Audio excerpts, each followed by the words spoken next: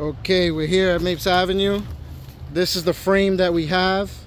The frame is 2 inches and a quarter, 2 1/4 thick. And then there's some thinner ones there and thinner on the top, but 2 1/4 thick for whatever clamps I need. Now, this is 12 feet long, 12 feet going that way. On the floor, looking out this window, from that pole to that pole over here is 23. And if you take a rope that goes around this and measure it with the measuring tape around it, is 33. 33 the long way, 23 straight across.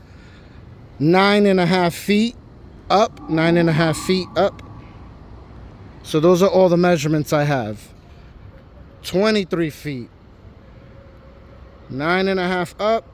Going around is 33. And then this is 12 long.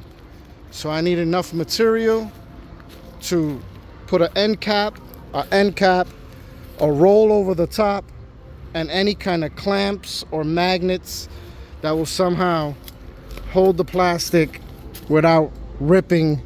So I have more poles down there, and this is what it looks like. Some loose poles, I guess. Maybe I could attach if I need be. So please advise.